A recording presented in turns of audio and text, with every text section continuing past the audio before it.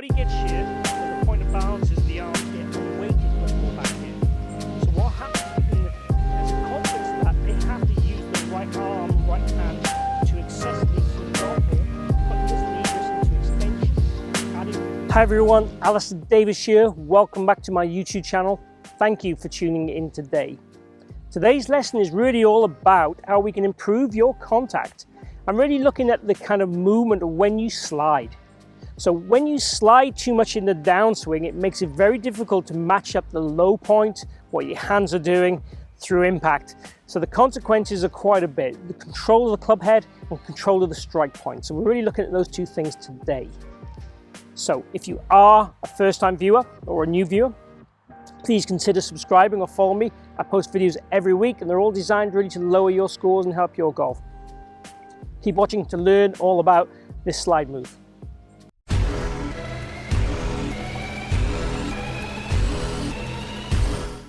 So as described in the introduction here, we're looking today at really the pitfalls in sliding too much in the downswing.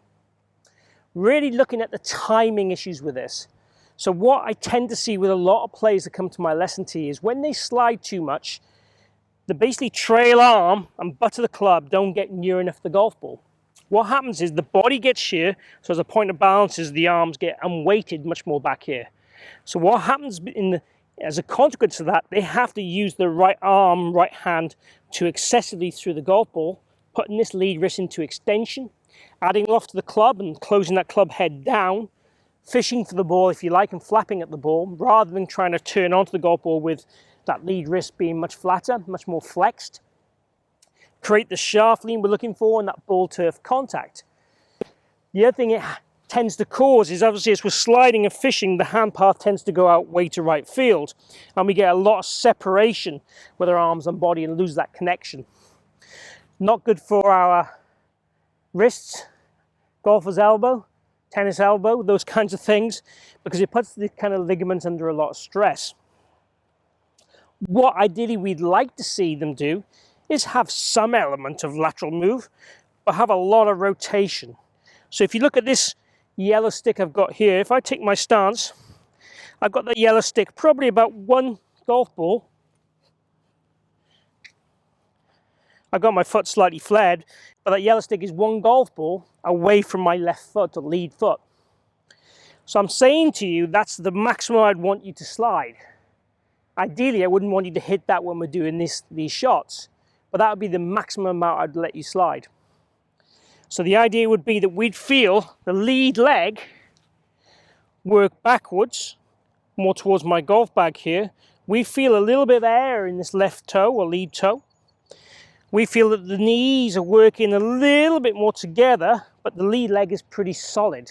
Okay, it's not working massively back towards the trail leg. It's kind of working on a pivot on the spot. So this gap here is almost constant, okay? I don't mind it narrowing down a little bit. And if we had excessive rotation, we'd find the gap would probably widen. And most people can add lots of rotation in, they don't do this too much. The other way I want you to feel you hit some shots is if you take a staggered stance, place the trail toe opposite the lead heel, just here. And if you from there you make some swings, you'll find it really, really hard to overslide. It encourages this kind of opening up your body and rotation. Let me go ahead and hit one just doing that for you.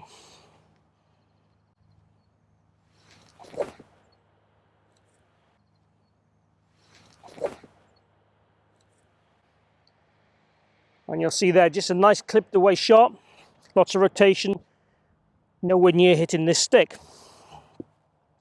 So if we go ahead now again and do a normal shot using the stick as the drill. So again, we've got that same distance away. Do a rehearsal. And it's a good point to note here as well at this stage, it's very good to have this lead foot flared to enable you to rotate. That allows that lead hip to rotate. But the key things of what we're trying to do is trying to get the elbow and butt of the club more down in front of the body, facilitated with better rotation, not oversliding.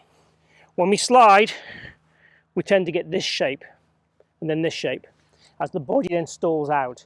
So it's really about trying to keep the balance between the hands and the butt of the club and the elbows and the ball and the body more in harmony to give us that better contact each and every time. Let's go ahead and hit a shot.